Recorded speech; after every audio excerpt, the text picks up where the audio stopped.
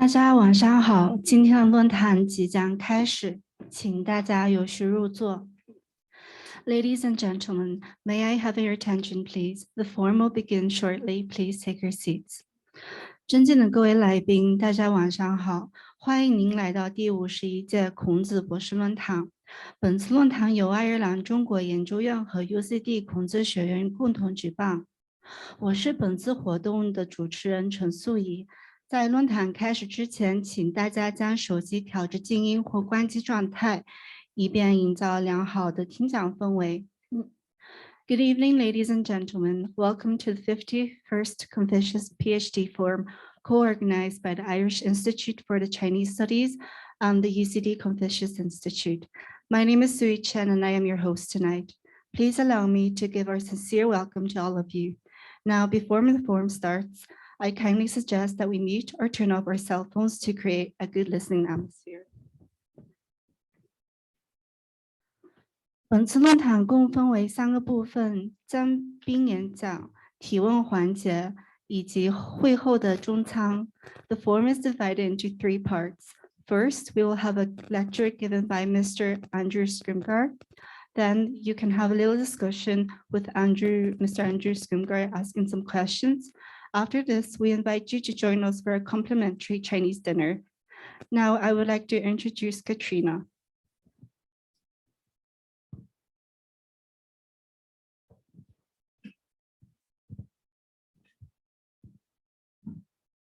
Hi, everyone, and thank you all for turning out tonight for our lecture by Mr. Andrew Scrimgeour. My job tonight is to introduce Andrew. So Andrew Scrimgeour is an adjunct research fellow at the University of South Australia, and he has been involved in Chinese teaching since the early 1980s and continues to undertake research into literacy development, learner diversity, curriculum design, and teacher training for Chinese language learning in schools. He co-authored Teaching Chinese as a Second Language, The Way of the Learner with Dr. Jane Orton in 2019. His research interests focus on aspects of languages teaching and learning in schools, including curriculum design, textbook design, learner engagement, and assessment practices. His primary focus is on Chinese language teaching and learning, particularly on issues in teaching and learning Chinese characters. So his talk tonight is demystifying the Chinese writing system. What is it that learners need to know? So the Chinese writing system is both a source of wonder and great frustration to initial learners of Chinese. Initial interest in learning to read and write in Chinese is offered and tempered by the demands of recognizing and remembering the myriad of forms and their hidden sounds and meanings that learners encounter. So the following presentation will explore issues with the character system and the way textbooks address the demands of character learning. He will discuss recommendations for a more conceptual and more systematic approach to building learners' literacy skills in Chinese, including ways in which the system could be better represented, the sources better used to develop learners' conceptual understandings of the Chinese writing system, and to build learner skills in reading and writing Chinese. So without further ado, welcome you all, Mr. Andrew Scrimgeour. Thank you very much, Katrina.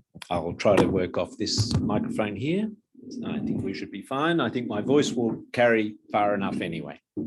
Okay, so as the introduction that Katrina just gave suggests, we're going to look at the Chinese writing system from the learner's perspective.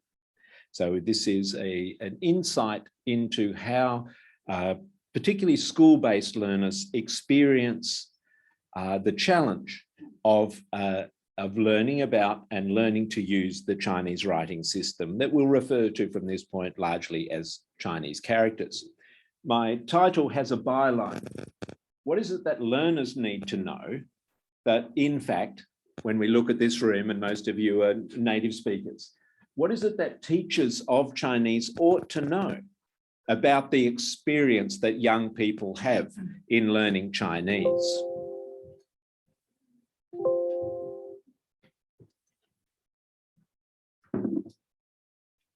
Lucky. Yeah. Am I not pointing it in the right place? Oh, you might be wrong. Katrina, you're such a tech whiz. So as Katrina pointed out in her introduction, we're looking at the fact that, in fact, in a recent series of online seminars that Katrina organized, there was the comment by Matt Koss that when young students, particularly secondary school students, are asked what is it that interests them in learning Chinese, they say the Chinese characters. And when they leave the class a year or two later, they're asked, what is it that made Chinese learning so hard? They say it's the Chinese characters. So it's both something that engages people, but it's something that also challenges learners because of the inherent difficulties in dealing with a writing system so different to English. So we're going to think about this. We're going to think about ways that we can better use the character content, the fact we have to teach something in Chinese characters, the vocabulary, and think of ways we can better use that character content to develop their conceptual understanding. So not just to learn those characters for communicative purposes, but to learn about the Chinese writing system through those characters. That is to deepen their understanding of what is going on in this system from the characters that they learn. And therefore, we want to enhance their initial enjoyment by making the process more engaging, more interactive, more thoughtful on one hand, and therefore to create a more positive experience at the beginning, but also strengthen their future learning prospects. And that is give them the resources, the skills and knowledge so they can be more autonomous, more in control of their learning experience. So when we look at the room here and we see the number of Chinese first language or native speaker teachers and students, you bring to this classroom, of course, your own first language experience of learning Chinese. And I want you to set aside a lot of those narratives and descriptions and understandings of the Chinese writing system that are so inherent in first language speakers of Chinese. And what we're going to try to do today is see learning through the eyes of your students. And this is an argument put forward by a very famous educator, John Hattie at the University of Melbourne, in his arguments in relation to visible learning, that the role of the teacher is to try to see the world through their eyes of their students, to understand the challenges students face, and therefore to address those challenges directly, rather than from the teacher's knowledge and experience, thinking about it from the learner's background and challenge. So we're going to explore the Chinese writing system from the novice L2 learner's perspective. Now, there's only about half a dozen people in this room who could stand up and give you that knowledge and that experience, and that is those who've come to Chinese from an alphabetic background. It is a remarkably challenging transition to move from a 26-letter alphabet to a writing system with however many characters we want to describe as being part of the important lexicon. And we might say, well, there is 3,500 Changyongzi or something similar to that. We could say more than that, or we could say less. It's just so complex, so deep, that it's very difficult to draw a line as to how much is enough or how much is too much. So what is the question? The question we're going to talk about and discuss today. What is it that learners really need to know in order to engage productively with character learning?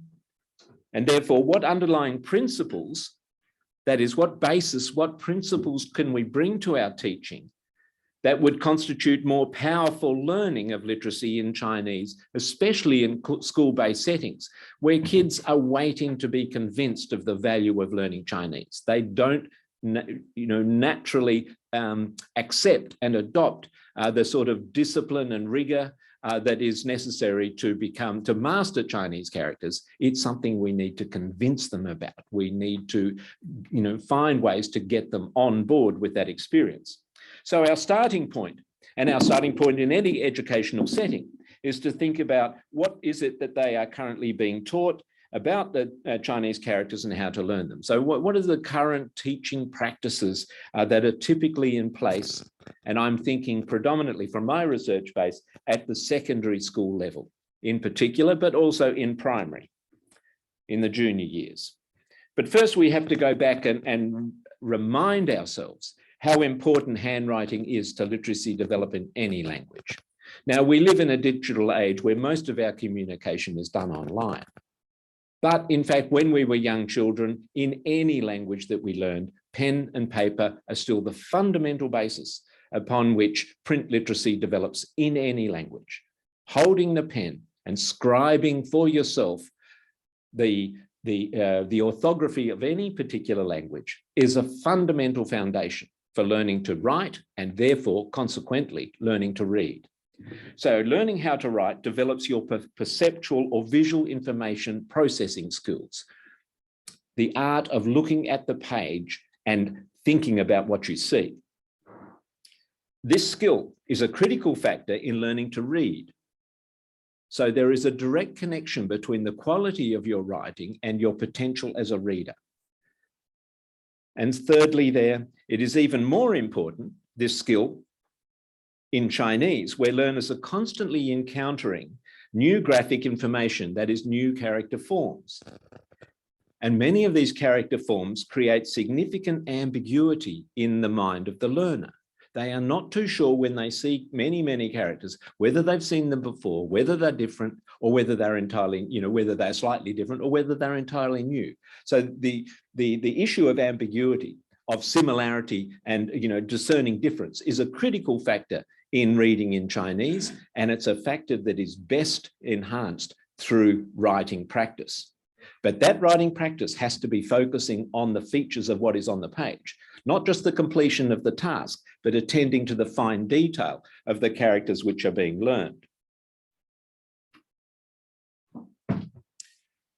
So the other thing that we need to consider is that prior knowledge matters greatly in learning an additional language. And the one thing that we accept and we take for granted is, of course, that English is a much simpler orthography than the Chinese writing system. So English has a limited orthography of only 26 letters or graphemes. And these are reasonably transparent form-sound correspondences, A, B, C, D, E, F, G.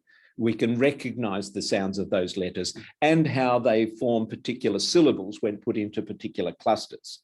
So learning to read can develop quite quickly in English after learning to write just 26 very simple letters, which have many physical properties in common with each other, either the clockwise circle or the anti-clockwise circle, the vertical line below or above the center line, and so on. Very simple properties behind the letters of the English alphabet.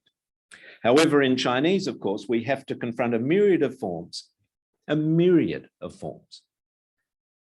and a lack of transparent sounds or meanings, which, so in Chinese, the myriad of forms and the lack of transparent sounds or meaning means that training the eye to the page, the hand to the page, and the mind to the action on the page is more important, but definitely more time consuming, because there are so many forms to write. And this is important, and not only important and time consuming, it is a necessary factor if we're to be successful in developing efficient reading skills. Now, many of you might have done research on eye tracking, reading speed between a native speaker of Chinese and a foreigner. And a foreigner is about 5 times slower than a native speaker. And it's almost impossible to develop native speaker fluency, because we simply do not have that depth of exposure and that natural assumption of the relationship between the oral vocabulary that we hold and the graphemes, the characters on the page in front. Our eye processes very slowly and searches for clues to sound and meaning that take an awful long time, as any second language learner of Chinese will tell you. It's also important to remember that moving from an English alphabetic background to a Chinese second language experience is a bilingual experience. There are two languages involved. We do not learn Chinese characters in isolation. It is not just a matter of learning the characters that we need to communicate. What is happening in the mind's eye of the child is a transition from one set of assumptions to a whole new set of concepts and experiences. So literacy development must acknowledge and respond to learners' prior knowledge and experience, how they learned English, the sorts of experiences and expectations they have of reading and writing. It needs to acknowledge and respond to their literacy knowledge and skills, to the way they think and talk about writing. And in that sense, we as teachers need to use a consistent English meta-language, a set of terms to help explore and explain the nature of writing in the target language system, that is the Chinese system in particular.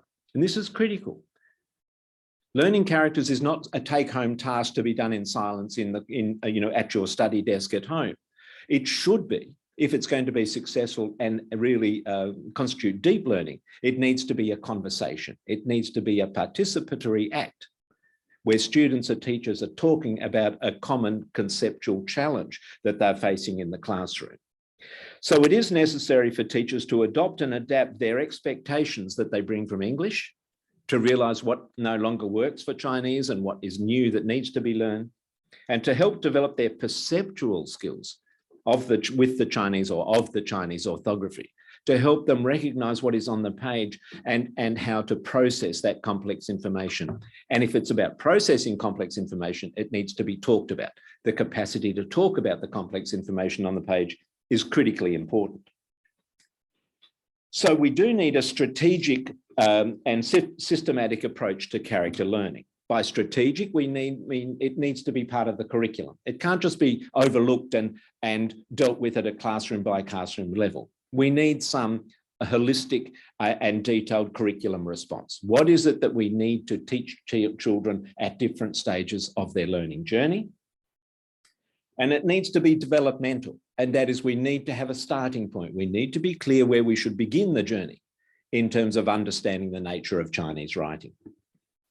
So both these things then, developing reading and writing skills and developing word recognition skills and conceptual understanding, that is what and how the Chinese system works, are both critical to longer term success. If we get the beginning right, then the future prospects are very positive. But you ask many children who have studied Chinese and who do drop out at the post-compulsory point, what it is that they learned about the Chinese writing system or which characters they can now write. And we find quite often that they feel intimidated by that task, that they don't have control of the knowledge that they once had, and that it fades very quickly. So we want, and we need to recognize, even in my instance, and Katrina could attest to this as well, that we can, in any context, always encounter new characters that we've not seen before. And we need the sorts of knowledge and skills and resources to say, well, I may not know it now, but I've got the resources to retain this information, to take it away and to explore it later on. Not just to leave it as a blur and as a moment of anxiety and uncertainty, but to have the capacity to process new information, to tuck it away and to pull it out and explore it when the opportunity arises. So the starting point for all of us in thinking about this topic is, how did we, as Lao Wai, learn to read and write in English? That's the children's starting point. And we have to take them back to their early schooling experience and to remind them how their writing skills developed at that initial stage. And even though they might be, early teenagers by the time we meet them in secondary school, we still have to take them through those basic routine skills of developing the motor skills that are necessary to write in Chinese. They are a very different set of motor skills than is used in English. And we need to also ask ourselves about what the L2 learners are currently being taught about characters and how to learn them. And this is the big, big problem that we face. We've rushed into the teaching of Chinese as an international language, and we haven't stopped to really consider the best way of doing so. We've fallen into a pattern that unfortunately reflects a lot of the assumptions about second language learning that are common to European languages, to languages that have common alphabetic systems. So you don't find initial literacy referenced in the French curriculum, the German curriculum, the Italian curriculum. And so we don't find it in the Chinese curriculum. And my goodness, we need it. It's something that's missing from our curriculum because we are latecomers into this dominant world of European second language learning. So the traditional L1 concept of the writing system is what we typically find people employ in the classroom. They tell kids the history, the etymology of the Chinese writing system, where it came from. And the presumption is that telling kids about that story, that background, is a sufficient frame of reference to understand what it is that they're about to experience in learning a whole bundle of characters that they encounter. So this is what textbooks typically teach children, and we'll look at an example of a textbook in a minute. They are told that characters are composed of strokes which are written in a set sequence and direction. Yeah, we understand that. Bi hua bi shun. They're told that a series of strokes are used to make or create a radical component. And those two words, component and radical, are often used interchangeably, that one is the other. And it's quite confusing as to what the difference or similarity between the terms actually is. But they are told that they are to use a series of strokes to create a radical component, which is the smallest functional unit in a character, the smallest functional unit in a character. They're told that characters may have just one component, therefore be a basic character, or it might be a compound character composed of two radical components arranged as two sides. And then we hear about top, left, right, top, bottom, and so on. However, we often hear that basic one component characters only compose a very small set, within the total character system. That if you include all characters available in, let's say, I'm trying to think of Xinhua Zidian or whatever dictionary we want to use, some of the more extensive dictionaries, then the number of Du Ti Zi is in fact quite limited, given the total sum of characters that exist. They're also told that most basic characters, these simple characters, these one component characters, were once pictograms or ideograms, with some grammar terms now using characters that have been transferred or borrowed from from their original sources. So characters like yeah for also, of course, well, what does it mean? It doesn't mean also in and of itself. It's borrowed to represent the sound yeah that we use in a grammatical sense. So these sort of empty words, grammatical morphemes, often borrow characters that had more pictographic origins and had their own original meanings. So these are all facts that are all described in great detail in Xu Zhen's work and his reference to the Liu Shu, to the 6 classifications of characters. But children's life isn't quite like that, because in fact, they don't begin with a deep oral lexicon. They don't begin with a sound knowledge of the spoken language. And they don't begin with a daily experience of exposure to those characters since childhood. The mother's knee, the reading of stories to children and so on, is not part of the second language learner's experience. Traditional views of the compound characters are typically written like this. Compound characters usually have 2 discernible sides, which are called radicals. 2 discernible sides, left, right, top, bottom, and so on. These compound characters are usually semantic phonetic compounds. We hear that all the time. Or they can be compound semantic characters and therefore have 2 sides, both of which indicate meaning. Of all the characters in existence, over 80% are considered to be semantic phonetic compounds. So because there's so many of them, the argument is that's important information that children need to know, that's what they can expect. They are told that one side is likely to be the semantic radical and the other side is likely to be the phonetic radical and indicate the sound. We know, of course, that the semantic radical is reasonably reliable. It typically does indicate something about the meaning of the character, but that the phonetic radical is typically unreliable, that it can't always be used or relied upon to indicate the sound. But the one thing we're often not told, of course, is that children initially have to learn the sound, have to learn the meaning, and have to learn the character. There is nothing they can extract or elicit on their own. They must find out, they must be given those three facts, form, sound, and meaning, and then try to ascertain a relationship between them. So the preoccupation in character learning is with that identification of sound and meaning. And what I think is typically overlooked is the challenge of the form, as we'll see in a moment. When we look at textbooks, here we've got an extract from the Jinbul series, which is produced by the Institute of Education at the University College London, and with a range of authors from around the world, including Australia. And here we've got quite late in the textbook. So this is children who are heading towards their, perhaps early in their second year of Chinese learning in a school-based setting. And we get way down the track, 138 pages into the book, if they're still in the class and still interested. And what we tend to find by this point is we're still hearing stories about radicals, about one side of the character. Nothing is ever said about the other side of the character. The other side, which might be the phonetic, isn't referred to. Why? There's not an easy story to tell. So only easy stories are told and hard stories are left untold.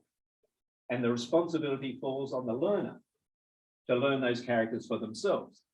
But what we find, and this is after many, many weeks, maybe even a year or more of study, is that the writing practice is still at the character whole. The character swan here, look, with all of that complexity and detail in this tiny little box, the kids can hardly even ascertain what's inside that box. And then they're given this routine of multitudes of repetitious additions of a single stroke at the time, without any dialogue, without any analysis, without any sense of meaning making. Why is it there? It's a routine, a mechanical routine. Here and here. The other thing that's quite remarkable on that page by this time in the book is that when it comes to the character practice, the meaning and the sound of the character aren't even on the page. So if you don't know it by now, you're practicing something that you neither know what it means nor know what it sounds. Crazy. That's not a good idea. You want to give kids every scaffold they need to make sense of their learning. And that is not sensible. It does not help kids make sense of their task. Strangely enough, I can think back, it's embarrassing to say, to 1980, sitting in my cold study in my rented house in Adelaide. Not as cold as Dublin, but cold for us. It was probably 15 degrees. And writing my characters out of my Jichu Hanyu Kuba and thinking, what am I doing here? I know that I'm practicing my characters, but what am I doing here? What is the nature of these things I am writing? I don't forget that moment, because from that point onwards, it projected me towards where I am today, because I wanted to understand the nature of this task better than this textbook was telling me. So the issues at present are fairly clear. Firstly, we do have a reliance upon traditional assumptions about the nature of the Chinese writing system and how characters are to be learned. That is what we see in textbooks today. And I've given this talk some years ago at Beida, at their school of second language. And I showed them the original Hanyu Kuban produced by Beijing University in about 1956. And I put the character learning page out of that textbook up against some of these more recent textbooks. I might have used Kuaile Hanyu, unhappy Chinese, produced by the Confucius Institute. And the routine was exactly the same, that in 50 years, nothing had changed in how characters were being taught. So we are having these traditional and historical assumptions imposed upon contemporary educational practices, and we must be better than that. This is not good enough. Secondly, we do have the problem of this external generic curriculum construct used for all foreign languages that fails to address the very language-specific particularities of literacy learning in Chinese. We haven't been given the opportunity to fill in a box in the curriculum that says this is how we teach kids to read and write in Chinese. And we desperately need that in our curriculum assumptions. And thirdly, our textbooks and resource content and activity still treat literacy development as a consequence or subset of oral vocab learning. You have to learn the characters that you have just learned to speak. And really, writing isn't quite like that. So, and we do not get characters, if you like, or the learning of the character system provided as a distinctive learning task in itself. It's just a consequence of the unit, the topic of the unit. So what we've got is limited conceptualizing of the Chinese character system from a school-based second language learner perspective. You want to get young teenagers on board, you've got to make this a conversation. They have to be active participants in their own learning because that's the nature of the beast. That's what they want. And secondly, we have a tension between what needs to be learned in literacy terms against the vocab that's required for endpoint communicative goals and expectations as well. So often the characters that kids learn first is ni hao, you know, 我是学生, some of the most complex and difficult characters to explain. That's not where we should be beginning. It's not where we begin when we teach kids to read and write in English. We begin with A, B, C, D, E, and not even in that order. We do the clockwise letters, and then we do the anti-clockwise letters, then we do the vertical stroke letters, and we cluster them around the nature of what is being written so that the writing skill develops and ultimately maps onto the oral skills that children bring. Often what we get from teachers, particularly those in secondary school who are preoccupied with the senior secondary examination system, is that when we argue for a better practice in the early secondary years, they say, I don't have time. I'm too busy. I've got too much else to cover. I've got to cover the vocab, and it's up to the kids to practice their characters at home. Now, why do they send the kids home to practice their characters? Because they don't know how to teach them the characters. So they leave it to the kids. And I have a very interesting example of a very successful lawyer in Adelaide who reached halfway through year 10, with 2 years to go, the middle of secondary, and he opened up his Chinese textbook, which happened to be Chinese made difficult, or Chinese made easy, as some people call it.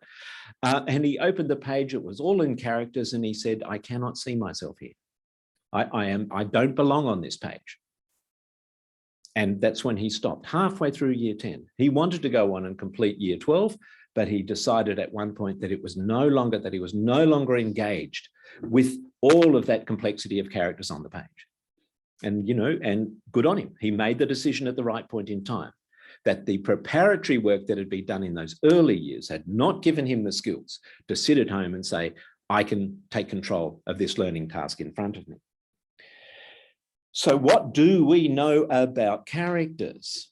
Well, we know that those overarching assumptions about the nature of the system, first described to us by Xu Shen, 2000 years ago, and still represented in the way the character system is represented in narratives today, has inherent shortcomings and doesn't in fact represent the experience that learners have in schools. So let's look at how they are formed and how they work, and think about what it is that makes it so challenging to remember the graphic information, the form, to relate that to a sound and to relate that to a meaning, and think about the character on the screen. In my early days of learning Chinese, in a textbook produced in China in the 1970s, was that this character never cropped up. In fact, I didn't meet this character until about 2005, I think, when I started to see it on notices around China. It seemed to have not been around. I think I might have not been looking hard enough, but to me, it was a late discovery, the importance of this character and the way it was used, particularly in public notices, in print text. How would you teach that character? Certainly you wouldn't do what the textbooks do and say, okay, kids, you've got 17 strokes to learn. Okay, There they are all in a line. Now you practice it stroke by stroke. 1, 1, 2, 1, 2, 3, 1, 2, 3, 4, 1, 2, 3, 4, 5, 1, 2, 3, 4, 5, 6. You know, what's on my phone? I've got something better to do.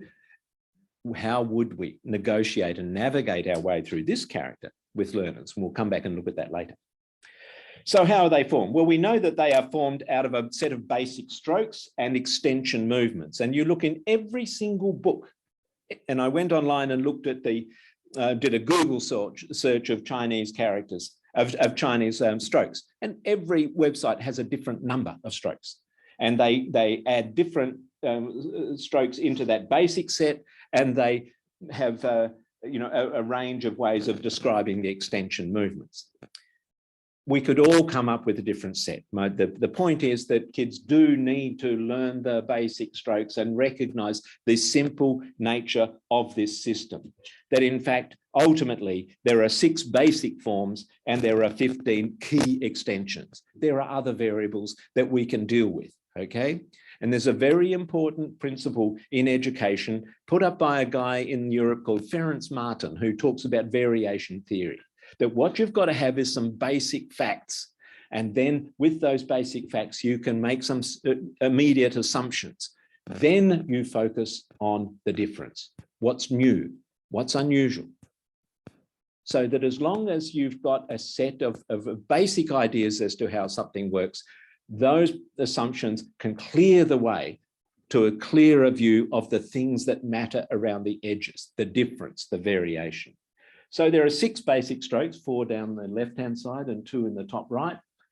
The top 3 do not typically have extensions, but these 3 do in a sense. So we've got the horizontal set, the vertical set, and the curved set of strokes. It's a simple representation of a key idea. Doesn't take long, but it's an important starting point for understanding stroke order, stroke direction, and consequently stroke order and sequence. And then there's a certain set of rules that we all know in terms of the order of those strokes. And of course, we always find characters that seem to contradict them. But there still needs to be a basic set of principles. But in a second language classroom, we would begin by thinking in similar terms about English. Do we have strokes? Yes, we do. Do we have stroke order and direction? Yes, we do. Let's try and actually understand those principles in our own language and recognize that there's nothing different in Chinese to the things that we take for granted.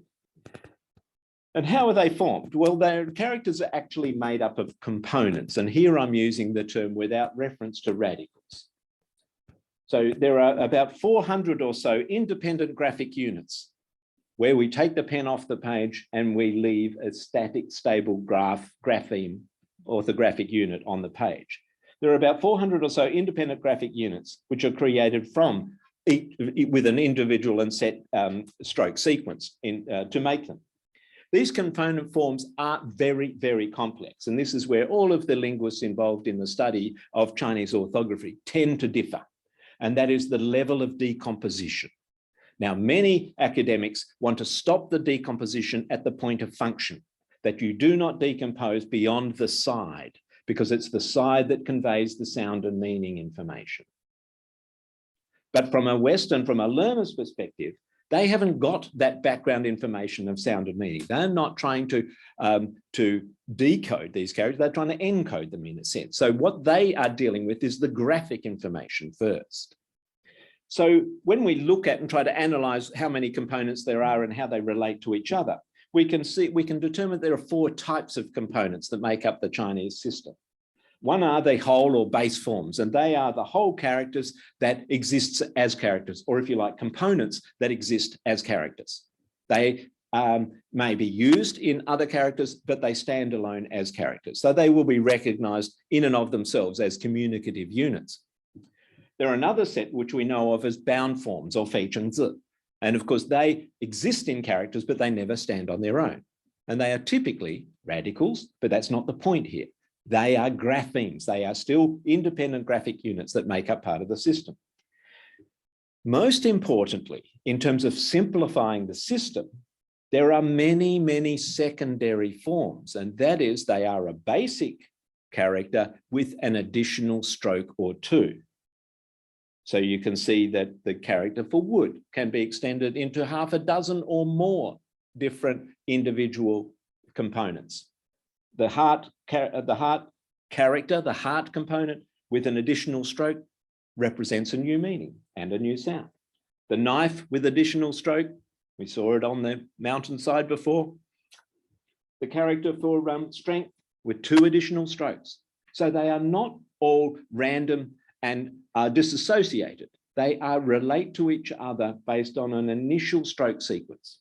And the final 4 there, you see the basic roof, the roof with the dot, the roof with a tiny xiao, if you like, and then the roof for brain or study, are all associated, especially in the mind of the learner. When they see any one of those characters, their eye is drawn to the familiar and not necessarily the unfamiliar. So they look for something stable to rely upon and hope that they can guess and relate it to their prior knowledge.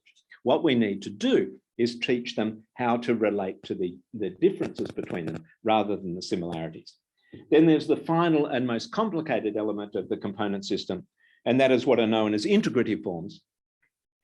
And these are characters, typically whole characters, that simply can't deconstruct. You can see things in them, but the strokes intersect and are difficult to decompose into separate parts, as we can see there. And there are many, many of those, as we'll see in a minute. How do they mean? Now, you're all largely native speakers. We've only got a couple of Laowai in this room at the moment. So you look at these from your native speaker's perspective and say, yeah, easy, I can do that. But what we've got here are the 4 different sets. So in the first column, and also thinking about how they mean and how they sound. If you look at the first column, those are what we would say are relatively transparent picto or ideographs. They have a very close connection between the form and their meaning. Shan, xia, ren. We all accept the ren, and we believe that kids can take that on board. Kou is a square mouth, okay, suspend your reality for a moment. We think of that, that's acceptable. Da, nu, we always see an image of a lady on her knees, as the representation of that. Xiao, shan, and san. So those are considered easy to teach because of this direct association, but they are still graphologically complex for kids. You see kids write shan, and how often do they actually get the stroke order right on that? Yet these are high frequency, high recurring components that are very, very important. The second column, of course, are the fei cheng zi. They're not whole characters, they are bound forms. They are typically radicals, but that's not important. These are graphemes. These are complex little designs. Look at the second last one, tuo. Kids really find that impossible to write well. I still have to think, and it's a bit like I before E in English. I have to stop and try to get the the grapheme on the page in a neat and tidy way. Not so easy. But do all of those clearly display their meaning? We know they're high frequency. We know that they have great value in transferring semantic information. But how many of them look like what they mean? Xin, standing heart, doesn't look like that. Shou, nah, doesn't look like that. Shui, oh, right, 3 dots of water, yeah, okay. Yan, speech, doesn't look like that. Jin, no, I can't see gold or metal there. Fu, what does it mean? I like to think of it as a mound, like a city walls, a protective fence, right? Can I imagine that in that pictograph? No, not really, but I can draw a picture and try to make it work. Food, sure, no, doesn't look like food to me. Mian, roof, okay, yeah, I'll believe you, teacher. Cao, grass, yeah, okay, 2 blades of grass. For movement, it looks like a trolley, it looks like a scooter.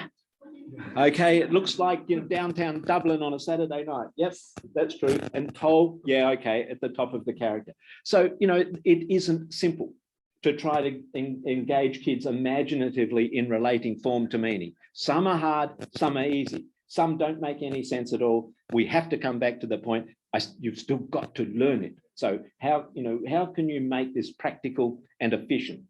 Then we look at the third column, and these are all secondary forms. They've got a basic character within them, and they've got additional strokes. And if you know the basic character, then the meanings become clearer. But if you don't know the basic character, you're nowhere near where this character is going. Button, the base of the tree. Newell, it's only got one horn. I'm not sure what happened to the other one. The end, the lightning strike, you know, like the sun. By. Okay, you know, sun, bright, white light. Okay. Yes, teacher, I'll believe you. Me, you know, the grains of the ears of rice and wheat on the stalk. Wang, it looks a bit like a net. Believe me, kids. Ro, you know, inside the meat. Liang, two of something. Guo, the sun, the fruit on the tree. You know, it's suggestopedic learning, trying to find ways of mapping their meanings onto their forms as best we can. But the grapheme, it's not that simple. It's not just telling them the fact. They still have to write it and they have to remember the form. But they may well have triggers. Fruit on the tree, the fruit's like the sun, and then the wood. And I'll be able to create that character. Then in the last column, we have symbolic characters. They have no connection. That doesn't look like 7 to me. Bu, well, it's a grammatical morpheme. Any grammatical morpheme is not going to have any real evidence of its meaning in its form, because grammatical ideas are just out there. They don't have sense. They don't have physical properties. Jill, yeah, there's that classic example of a character that's borrowed from its original pictographic meaning and used for a grammatical purpose. Xi, no idea. Shu, yeah, maybe it looks like a book if you really try very hard. Le, again, a grammatical morpheme. These are the ones that are hard. You know, the grapheme has to be just simply accepted as a representation of a particular idea that cannot be seen. 5, G, again, borrowed from a bench. Shi, 10, and show, the hand. Kids do find it hard to imagine why there's only 3 fingers on this. So that's how they mean. You know, some of them have direct, explicit, ideo or pictographic relationships, but the vast majority do not, and it's not a simple principle that we can rely upon. How are they formed? So that's the basic character set. And those are the important ones, because all of the characters we meet are made up of those basic components. Then we have the fact that the compound characters are organized into sides. Now, my argument is that that isn't where we need to go with this information, but it's a structural fact. It's a visual structural fact that the characters do fall into a particular structural arrangement, and that is the first step at deconstruction. That's how we make our way into the character. So the majority are left-right or top-bottom, and there are also a significant number of enclosed structures. But many characters do not display clear side hierarchies, and even though there may be a breakdown and we can identify what's within them, they don't fit into the typical pattern of a radical and a phonetic, or of a dominant and left and right side arrangement. Each side is assumed to perform a function in Chinese, providing either semantic or possible phonetic clues to the meaning and sound of the character. But is it true? And is that useful? Well, my argument is no, it's not. So how do they mean? And this is important that kids do understand that this is the fact, but this is just conceptual information. It's not practical, helpful information. When we see the heart radical or the heart component, if we want, at the bottom of these characters, we can find connections between the meaning of one's heart, one's mind, you know, the one center. And all of the characters there with the heart at the base of the character do tend to show a connection to a thought, an emotion, and relationship. So it's a very good, valid set, and it shows that that certain semantic clues in components can be very, very helpful. But when we look, and you'll find that textbooks tend not to show sets of phonetic components that don't work, because that's not very helpful. But whenever we look at a significant enough set of characters, we find, in fact, that phonetic information is particularly unreliable. And so here we can see that there's a certain number of characters that do show a fairly high correlation between the sound of the right component and the whole character, but then it falls off into another set with an entirely different phonetic clue. So it all depends in a kid's mind as to which one they see first, as to what possible relationship it will have with future characters. So if kids happen to see camel first, then the fact that that arm and pavilion sound gur is of no sense to them. So again, whilst the whole system might have certain patterns and regularities, we have to think about, well, what's the pattern of regularities that kids see when they start? And we'll look at that in more detail in a minute. So what is the reality for L2 learners? And I'm using here the recently published, the new HSK character list, which some of you might be familiar with. The new HSK level 1, 2, and 3 each has 300 characters in those lists, making 900 characters assumed learning for a new learner. It's a really funny list. Because nobody asked a school kid what characters they want to learn. There's a bunch of old blokes in Beijing who decided what characters that young kids have to learn. And so there are characters in there which are coming from frequency lists that are really drawn from authentic native speaker environments and typically adult environments. They aren't necessarily the sorts of language that kids use. So that, you know, you can see, and you show those lists to teachers, especially level 1, you'll find that there aren't a lot of colors in level 1. And yet kids are going to learn colors in level 1 in any environment, whether it be junior primary or early secondary. So the pattern of, so these lists are generic, they're for all learners, and they're not really designed for school-based learners. Nevertheless, what do we see when we look just at the 300 characters, which may well be the only characters that the vast majority of kids who go to school and learn Chinese may ever see? We need to know what that information is. So what system do we find when we explore this list? Well, what we find is that of this 300 character list, 30%, a full 30% of the first 300 characters are basic. Now, you look at the entire character system, that goes down to just a few percent. So it's a different set of propositions that we have to think about. 1/3 of all characters they see will be basic. And the other 60%, over 200, are compound. And then we'll look at the detail within.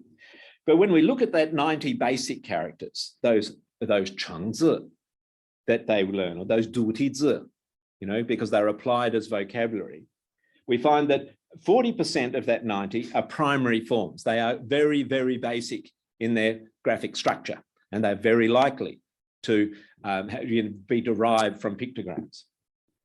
30% are secondary, and that is they grow from those primary forms, like ren or da, can become tou with the addition of 2 extra strokes. So they're very much connected to other characters they've seen.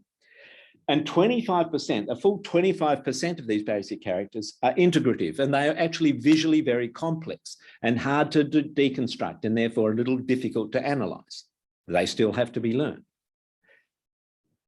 In terms of their meaning relationship of this 90 basic characters, in terms of their relationship between the form and its meaning, 50%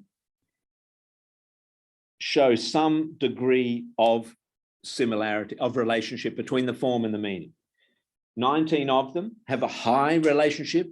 Da is big, and kids can grasp that quite quickly. 16 have a medium relationship between form and meaning. We can tell the kids that that looks like the moon, you know, but it really doesn't look too much like the moon, to be honest. And another 13 have low transparency, and we might be able to describe that as, you know, the E character as being the clothing, you know, the drapes, the flowing robes of the past. But a full half of those basic characters, of those 90, have no form and meaning relationship at all. So there's no way the kids can suggest for themselves what the meaning is from looking at the form. And that is, they cannot use meaning as the knowledge of a meaning as a trigger for remembering and associating the form with that particular meaning. So there's still a lot of pedagogical challenges there. There's very little to rely upon in terms of the ideo or pictographic nature of those basic forms. That's 30%.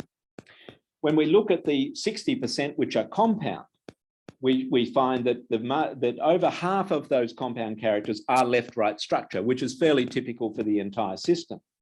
25% are top bottom structure, and 15% have an enclosed, 2 sides or 3 sides or 4 sides, which is fairly typical with the entire character system within the compound character set.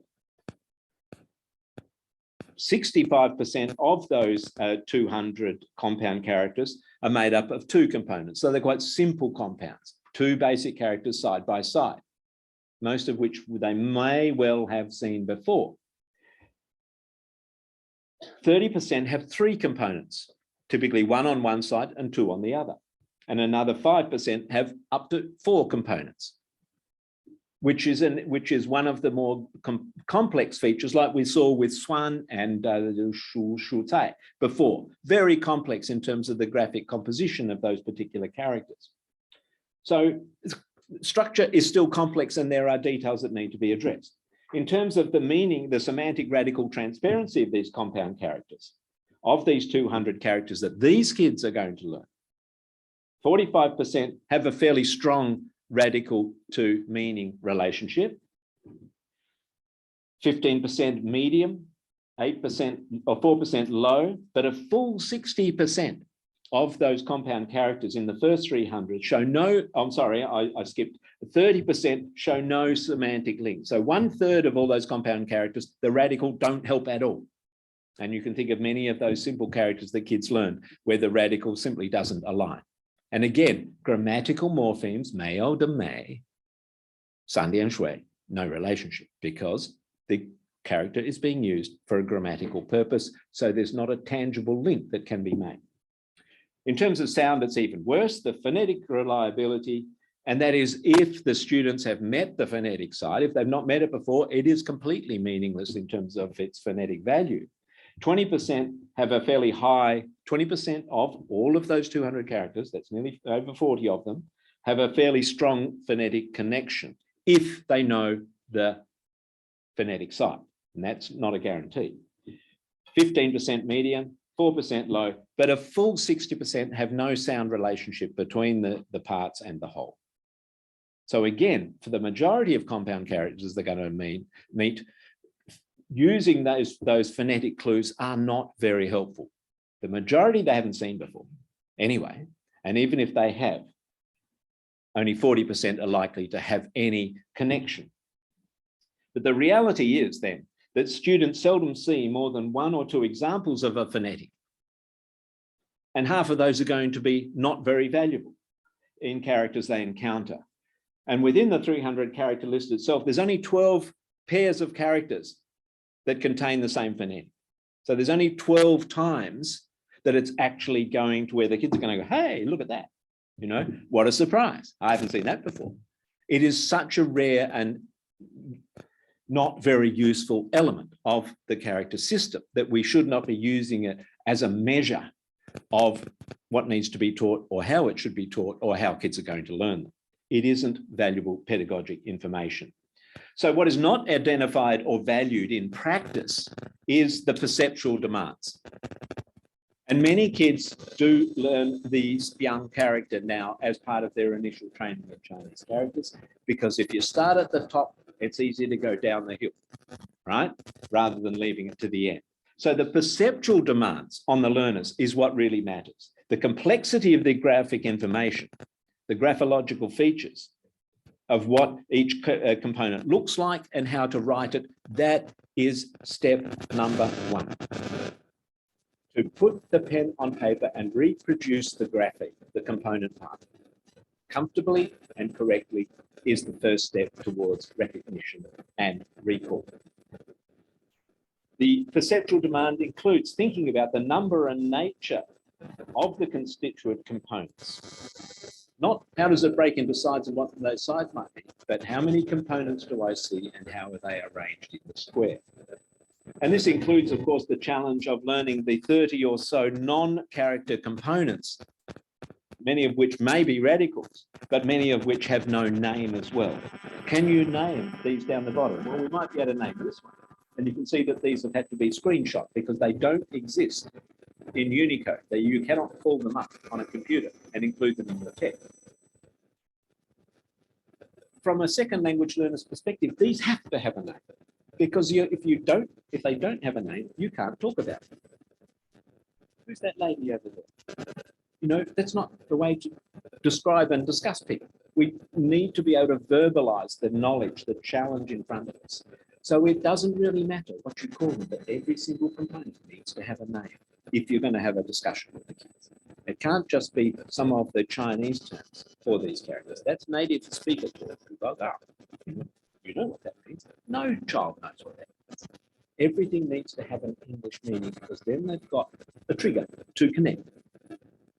Name it in English, there's a possibility then of having a reference point in their internal memory of those particular forms.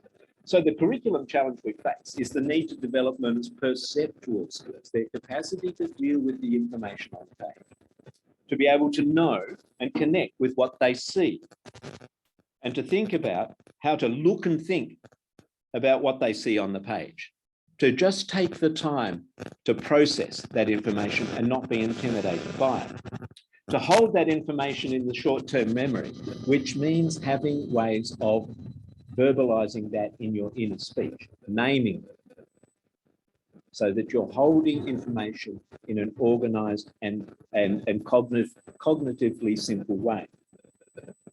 So how to retain through practice, dialogue and reflection those particular forms in short-term memory, and ultimately fix that through mindful attention, but thinking about it later when the time arises, to fix them in the long-term memory. And that is to think about how to spell a character in its component sequence and how to relate it to prior information that one holds. And that essentially, from an L2 learner's perspective, is the lexicon of basic character forms, of connecting it to something which is simple and familiar and which has been learned in the past. What we ultimately want the kids to do is to be able to retrieve that information at a later time and to relate new information that they encounter later to this prior knowledge as well. So not just learning characters in and of themselves, but encountering new characters to relate that back to what they've learned in the past. So the meta language for talking about writing and learning and remembering and understanding, you know, it really is premised upon one simple idea, and that character learning must be a classroom dialogue, not a silent personal activity. We do not learn in silence. We learn through talk, and we learn through generating our own ideas on paper, on the whiteboard, or through our communicative means. Having the meta language to talk about strokes, to talk about components, to talk about characters and talking about words. Even our textbooks are confused in their language. And sometimes, you know, it beggars belief that sentences can be written in a Chinese textbook which simply don't make sense because the terminology is being transferred into different contexts for different purposes. And terms that don't matter much with young kids in their early 300 character stage of initial learning is radical and phonetic, because the information isn't that clear and it isn't that reliable. That information will become apparent once they have a body of prior knowledge. They'll begin to see patterns emerge that will be useful. But initially, it isn't the road to understanding, but it's an outcome of understanding at a later point in time.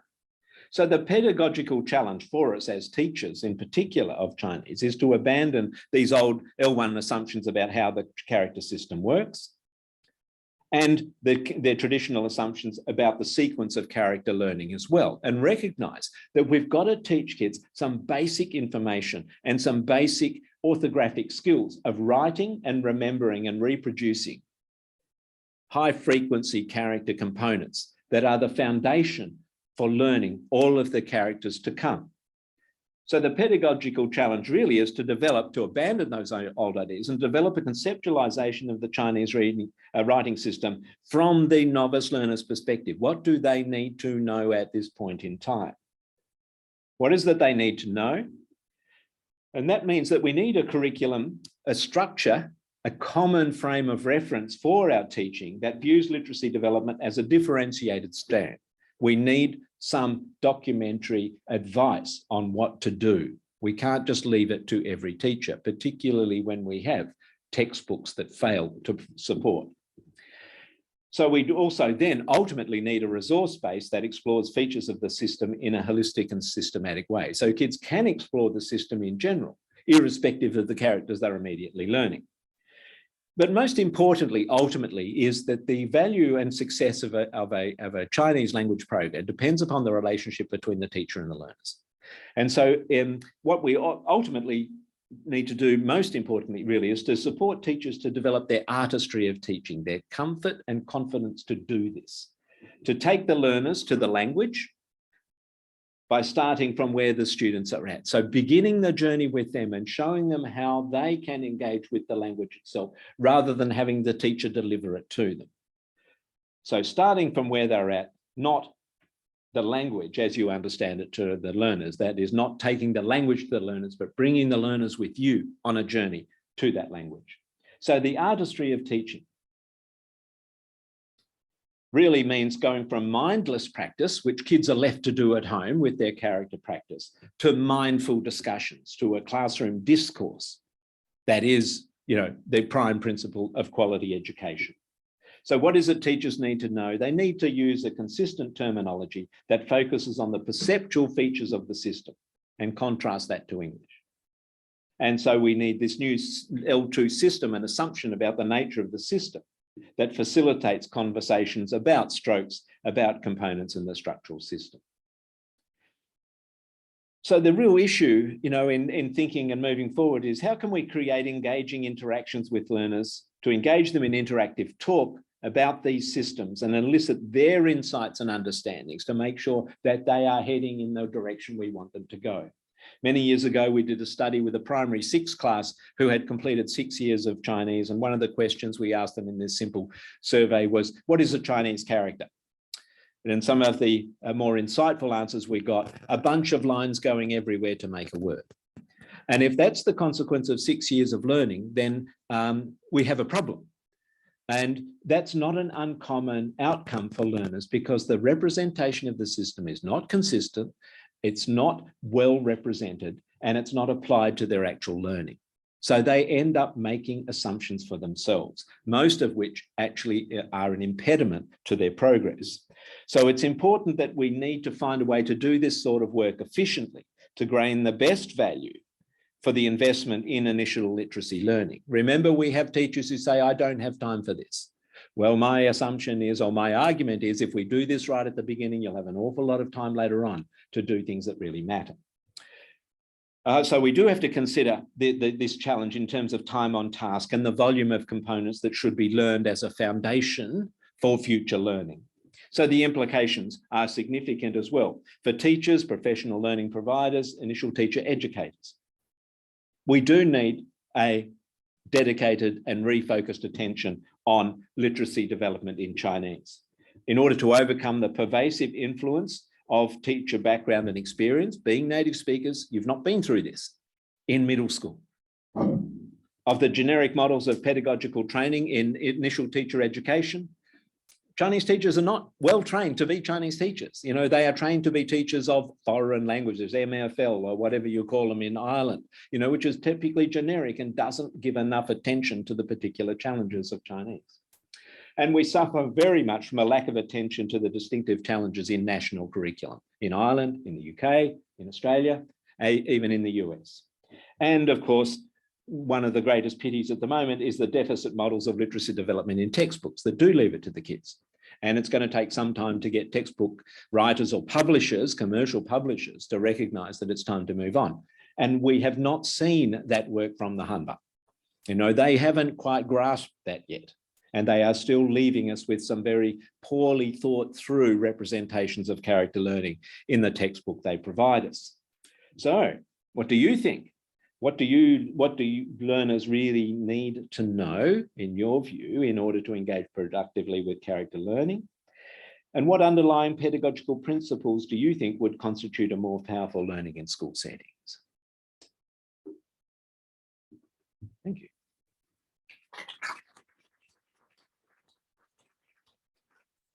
I could see that Katrina was a little bit worried. She was checking her watch, so no, she wasn't. So. But the timing's pretty good, okay?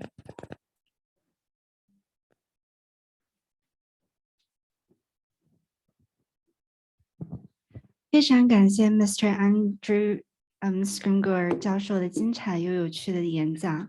那么现在我们可以进入今天的问答环节，欢迎大家对教授进行提问。Thank you, Mr. Andrew Scrimgeour, for the informative, comprehensive, and thought-provoking lecture. Now it's time for discussion. Everyone is welcome to ask questions. Good. Yes. No, you were very fast. Thank you, Andrew, for sharing your learning journey for the last 50 years. Thanks for that. Thank you so much. My name is Ron Furlong. I've been teaching Mandarin for the last 12 years, Yes. and I'm guilty for sending home the straw order worksheet to kids. Guilty as charged. But I like this is an eye-opening about you mentioned about the 300 new words that they introduced recently, and it's an eye-opener for me to learn that 30% of the words has no, consonantal links, and then 60% have no, phonetic links. I wonder, is it because some of the words have been simplified rather than, using the traditional form? That leads to my question to your view on, Ivan launched the research for Mandarin Chinese last year. Thanks to the Confucius, tireless work of Confucius Institute. Yes, indeed. 15 years or so. Yeah, absolutely. We finally got here. Yep. But the problem is now for me, I'm from Taiwan. The traditional characters will be marked as a wrong answer. Yeah. So I just wonder what's your view on this. Look, I think it is true to say that some of the simplifications are hard even to determine, why it is that they ended up at that. They have become more symbolic through that grass script simplification. Just that is a reality, but that represents a very small fraction of the total number of characters, and so it might have added a little to the volume of non-transparent component parts, but in the total picture, I don't think that creates any more difficulty. Teaching, I have no problem with teachers putting or discussing with students Fanti, Genti side by side when those arise, because in fact, there is a story in both to be told. And one is about the simplification process and where it came from, and the other is what the original character did that it no longer does. It won't take long. Many examples of the Yan, the speech radical, taking that back to the old and just sort of reminding them, and it only has to be done a few times, and the kids will just remember that particular story and that relationship, and then they can see why it went from 6 or 7 strokes to 2. Good idea in the mind's eye of a native speaker, and it's just, and the kids would accept that as well. So we've had a discussion today about traditional or full form characters and simplified characters. Curriculum shouldn't impose one on the other, really. In the end, it's going to be easier for kids to learn to write in simplified characters, but they shouldn't end up completing their secondary schooling without some awareness of what the original script was. Because in fact, all of my photos were taken in China, and there's an awful lot of Fantis in it. Yeah. Oh, 1, 2, yeah. I'm from the Confucius Institute.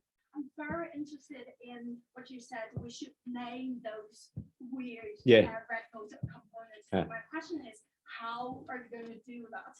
And how can you standardize that? And if the children change teachers, do they need to remember the other name? Is that the burden for the kids? And if that there's a burden for the teacher as well? At the moment, they've got a huge burden. If anything that we do towards creating a narrative around what they're doing is going to reduce their burden.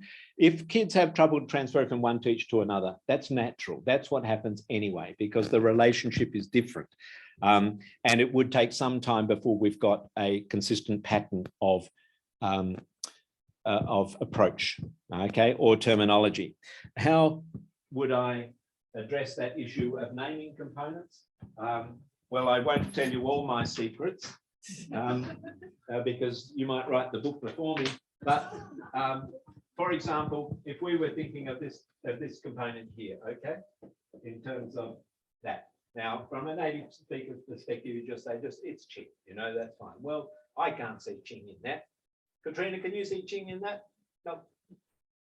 It is two individual parts. The kids will relate to this fact. They have seen you out before. There's no big deal down there. So how do we want to think about this? All right?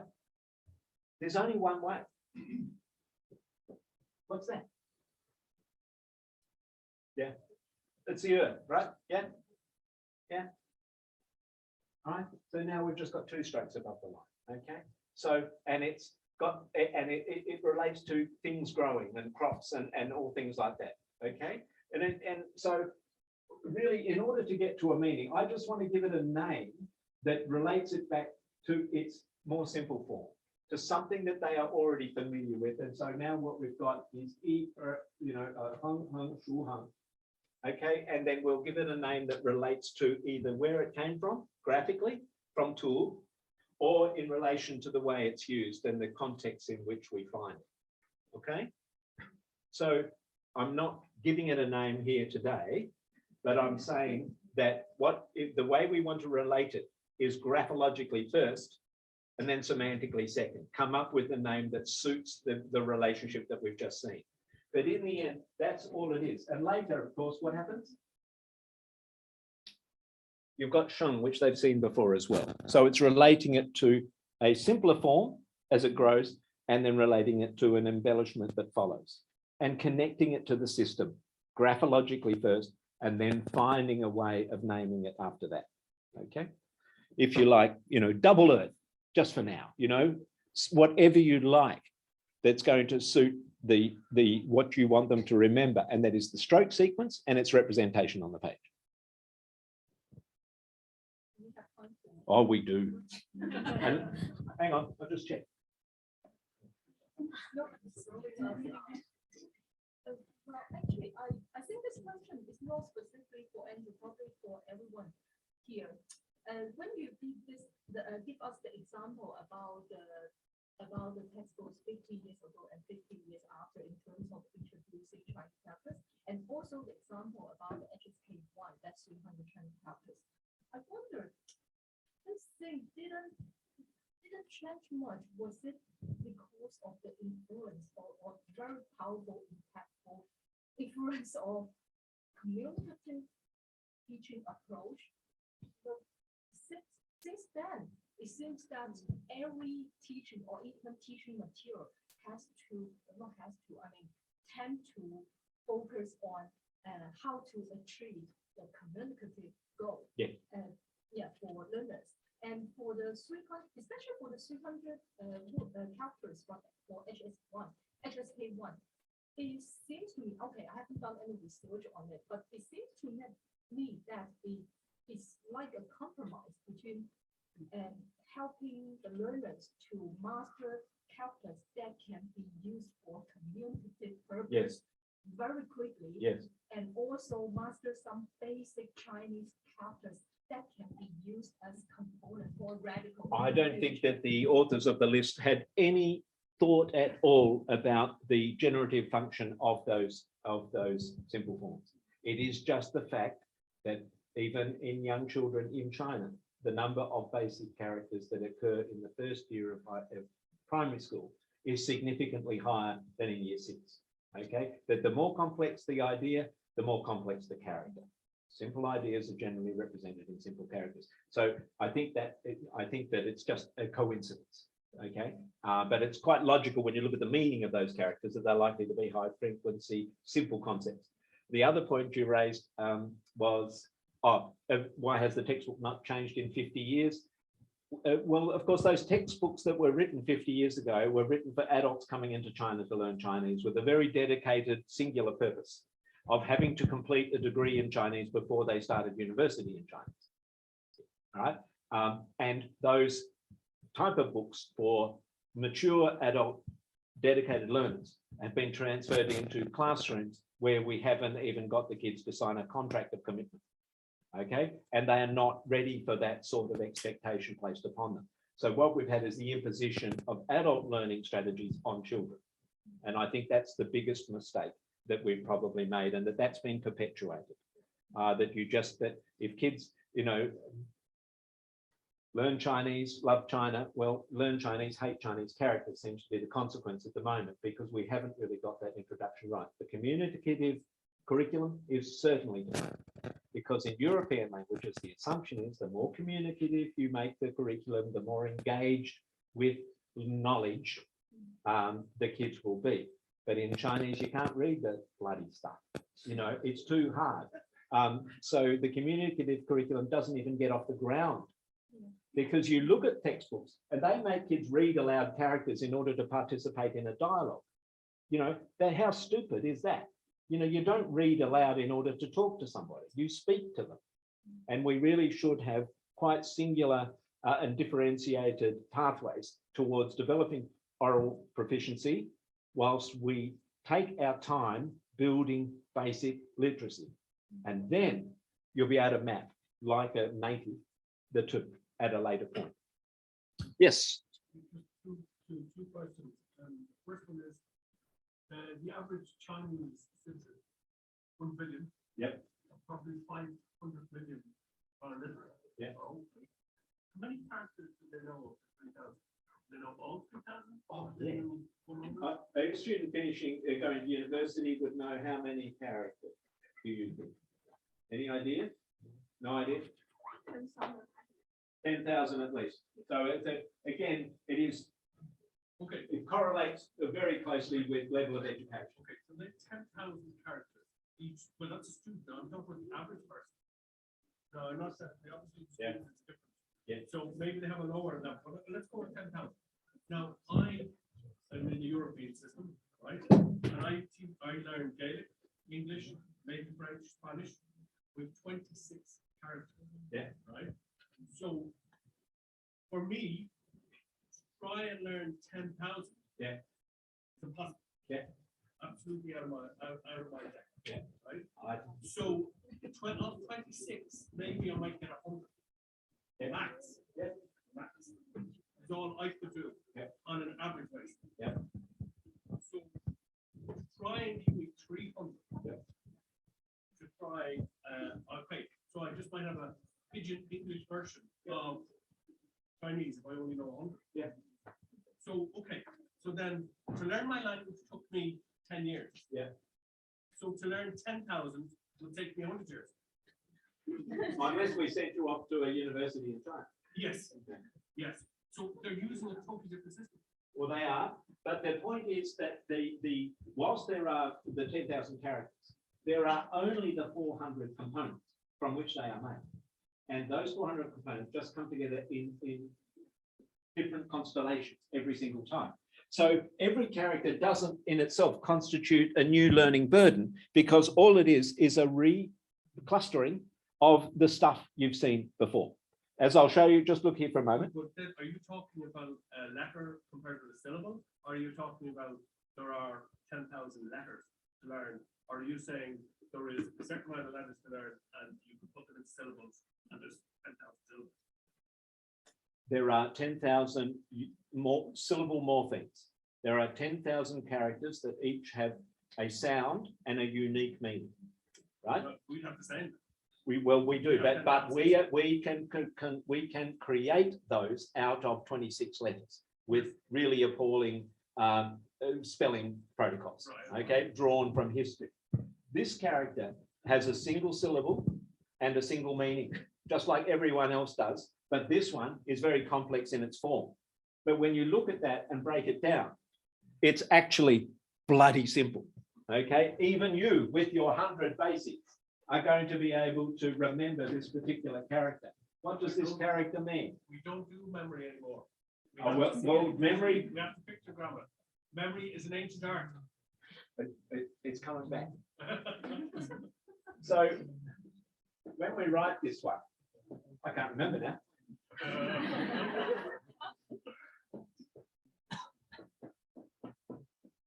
Right?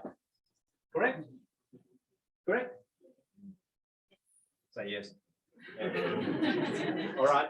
How many of these are high frequency regular characters? Okay. What's this one? Oh, Lad in the white jumper in the second row studying Chinese. What's that?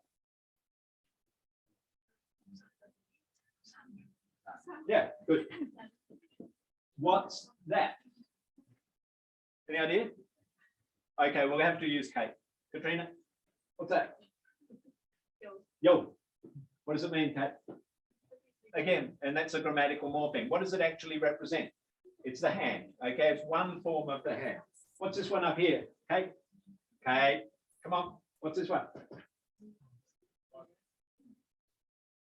G. Yeah. It means how many. It's a grammatical morpheme again. What does it actually represent? As a graphic, a bench. Okay, a seat, a little stool or a bench.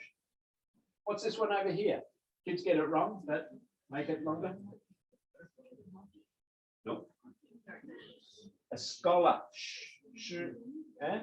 Scholar or a soldier, but somebody who rules the earth. Okay, so that one is relatively easy, related to tool. This is high frequency. We see it all the time. This one's high frequency. This one's high frequency. What's this one? Katrina. Come on, you've got to help with that. Crop. Okay. What's it made from, Katrina? From the wood. Yeah. And it's the crop on top. Okay, connected. There's only one that we have to deal with. This is again variation theory. Kids, can we work through 5 of those 6 components? Yes, we can. There's only one that requires us to think carefully and really process.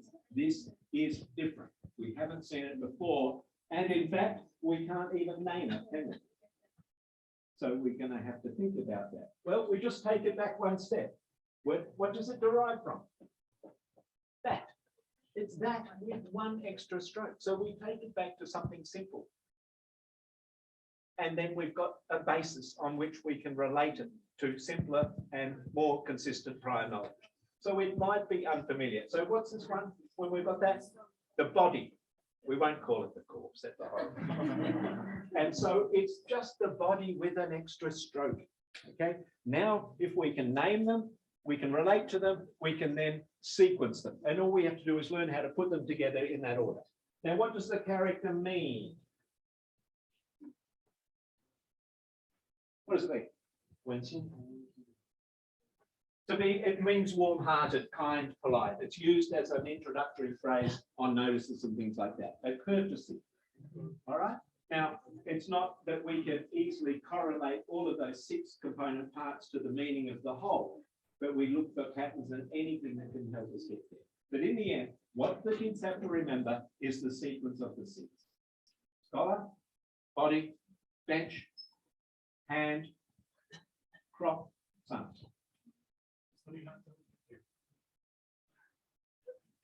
That's right, good enough. And that's what we need, you know, that's the focus. It isn't just sitting down and practicing. That's a lot of strokes and that's a very complicated character. But the deconstruction, the connecting and the relating to each of the parts gives us some control over the whole. Oh, a question online. It might be saying, when's dinner?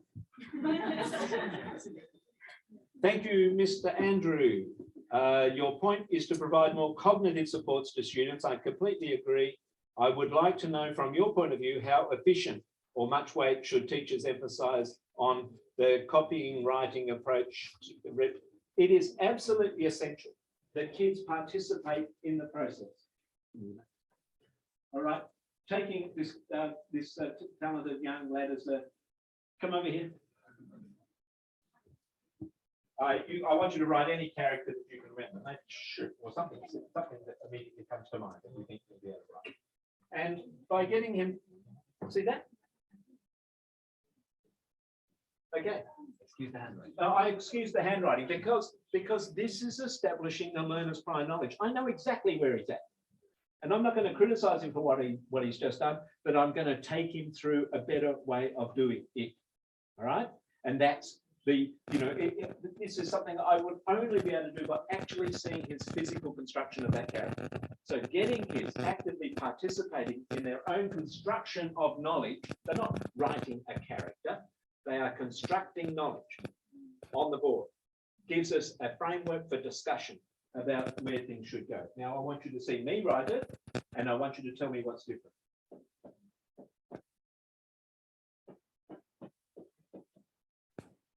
Different? Do you want to have another try? And think about what I did and how it might differ from what you just did. And you can see that when I've written mine, I keep my strokes separate so they can see what actually constitutes a stroke and where they finish and where a new one starts. Yeah. 1, 2, 3, 4. Knowing and naming the strokes is important. And then the second half, 1, 2, 3, 4, 5. And then now we've worked it down to 1 error left. What's the last 2 strokes? Person. I'm just doing it quickly. Okay. And so it's Pierre and Marc. Always Pierre before Marc. One more time. And we also want to see a sharp corner. 1, 2, 3, 4. And what does that represent? The sun. Yep. Yep. Yeah. All right. Now, thank you. You may sit down, and you may have an extra thing. It isn't a personal isolated task. In a classroom, when one of the kids is writing on the board, kids are interested in what other people do, and they are interested in being as good, if not better. And so collective learning through the modeling of one student, and it's not embarrassing, it's constructive, to find out where the errors lie and to find a solution to those errors as early as possible. And these types of errors will be overcome if before the kids get into writing reasonably complex characters, they know and have automatized that and that and that and that and that and that and so on, because now they've already got 6 of the basic forms upon which all of the other characters are going to grow. And they've just got to have those routines embedded. Before they do anything else, a certain number of basic character forms, highly internalized mechanically, because every other character is going to then grow, both in terms of the writing process and in terms of the naming process from those more basic forms.